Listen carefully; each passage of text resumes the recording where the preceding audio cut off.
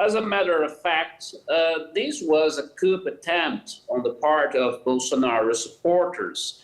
And that was well known that those supporters, they were camping in front of the main headquarters of the army in Brasilia, and they were literally escorted by the Brasilia police until the presidential palace, the Supreme Court, and the National Congress. Their intention was literally to stay in those buildings after the storm. Fortunately, President Lula managed to regain control of the situation by intervening on the police of the federal capital. Just a brief explanation, the federal capital police is managed by the federal capital governor, who is a Bolsonaro ally. And the chief police, he was in Florida, where Bolsonaro, by coincidence, is also staying since he left office. So that demands further investigation. If Bolsonaro has not controlled the rioters directly, certainly his rhetoric against institutions while he was president certainly motivated those terrorists to take action against Brazilian institutions. And this is also what I want to piece together, these events that have just occurred over the past couple of weeks. He's fleeing to Florida, saying that he fears for his life, but he's now saying that the protesters crossed the line. And we know that these protesters have been plotting this, have been putting it out on social media for the past, I think, 2 weeks, was it say? And as you said, the governor of Brasilia has now been told to step down for 90 days for not even knowing that this would happen. Well, Bolsonaro, as I said, he had this very strong rhetoric against institutions, particularly against the Supreme Court. So his message in social networks right after the protesters happened, that was a little bit weird. That doesn't really make sense considering his record.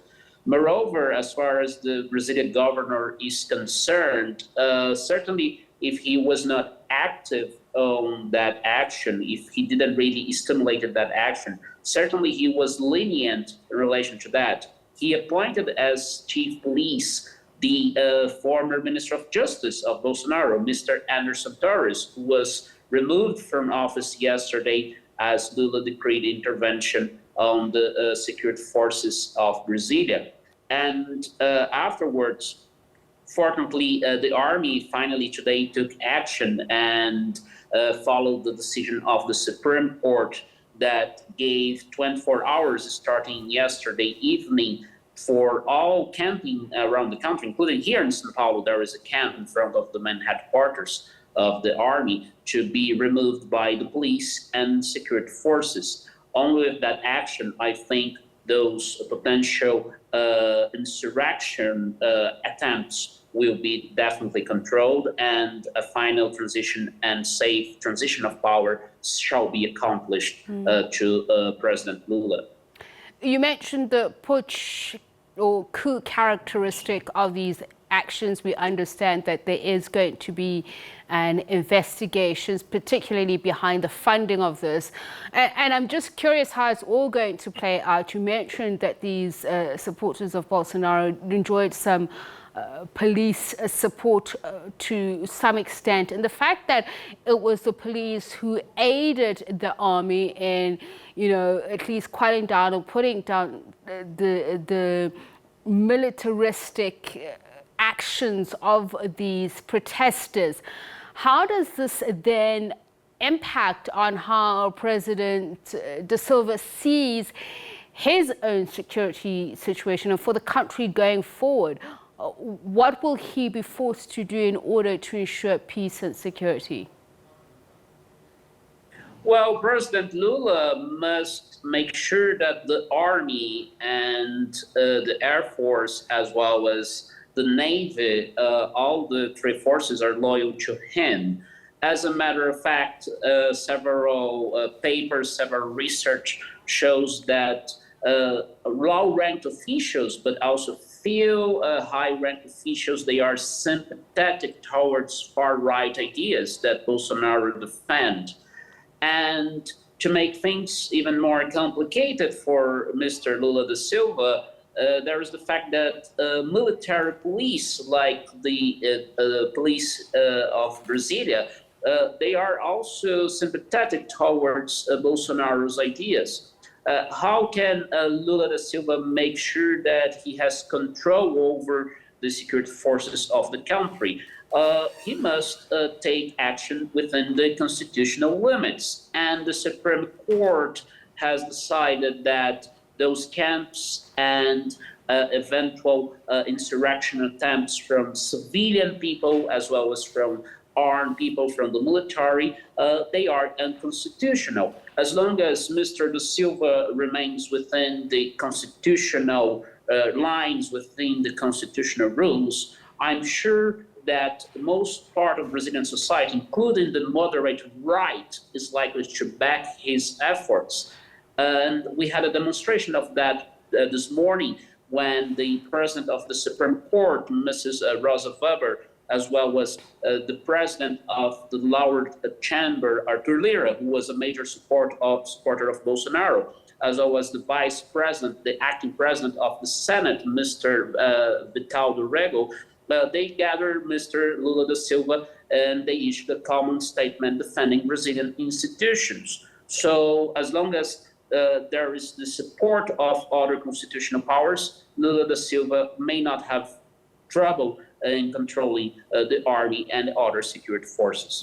And when we talk about the right elements in Brazil, is it the classic literary categorization of when we talk about the conservatives, religious classes,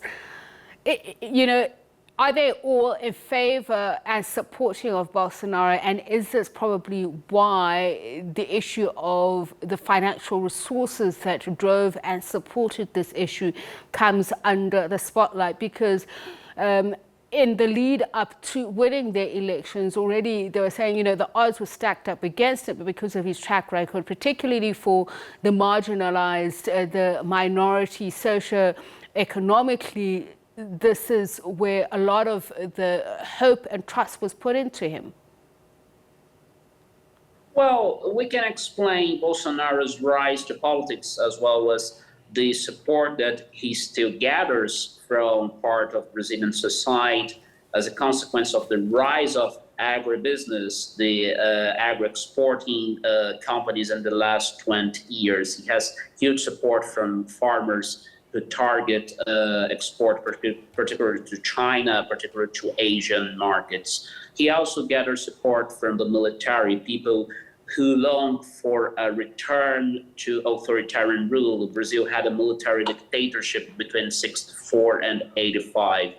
Also, Bolsonaro gathered strong support from the low middle class and upper middle class in large cities who face security challenges that unfortunately had not been addressed by the previous democratic governments. Where do they stand now, along with the evangelicals, who are now a third of the country and also provide overwhelming support to Bolsonaro?